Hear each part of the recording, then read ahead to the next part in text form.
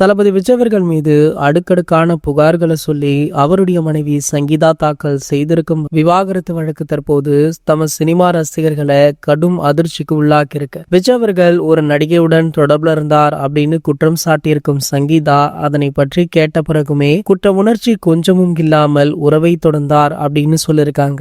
அந்த நடிகையுடன் வெளிநாடுகளுக்கு சென்றது மட்டுமல்லாமல் பொது நிகழ்ச்சிகளிலுமே ஒன்றாக கலந்து கொண்டார். விஜயுடன் அந்த நடிகை இருக்கும் புகைப்படங்களை வெளியிட்டதால எனக்கும் என்னுடைய குழந்தைகளுக்குமே அவமானமாக இருந்தது அப்படின்னு சங்கீதா சொல்லியிருக்காங்க. அந்த நடிகையுடைய பதிவுகளுக்கு விஜய் அவர்கள் எந்த ஒரு எதிர்ப்புமே தெரிவிக்கல, அதனால மறைமுகமாக அதனை ஆதரித்திருக்கிறார் அப்படின்னும் இந்த செயல்களால தனக்கும் தன்னுடைய குழந்தைகளுக்கும் அவங்களுடைய நண்பர்கள் மற்றும் சமூகத்தால மன உளைச்சல் ஏற்பட்டிருக்கு அப்படின்னு சங்கீதா விஜய் அவர்கள் அதுல குறிப்பிட்டு மென்ஷன் பண்ணியுமே இருக்காங்க. இந்த நிலையில பாத்தீங்கன்னா அந்த நடிகை யார் அப்படின்றது ஒரு கேள்விக்குறியாக இருந்தாலுமே அது வேற யாருமே இல்லப்பா, நடிகை த்ரிஷா தான் அப்படின்ற மாதிரி பலருமே நடிகை த்ரிஷா அவர்களை நேற்று இரவுல இருந்து ட்ரோல் செய்வது மட்டுமல்லாமல் பல மோசமான வார்த்தைகளை வைத்து வசைப்பாடிட்டும் இருக்காங்க. குறிப்பாக பாத்தீங்கன்னா இந்த விஷயத்தை கையில எடுத்துக்கொண்டு திமுக பக்காவான அரசியல் பண்ணிட்டு இருக்காங்க. அதாவது த்ரிஷா அவர்களை சீண்டி விஜய்க்கு எதிராகவே பேச வைக்கலாம் அப்படின்றதுக்காக இது போன்ற செயல்கள்ல ஈடுபட்டு இருக்காங்க. தற்போது பாத்தீங்கன்னா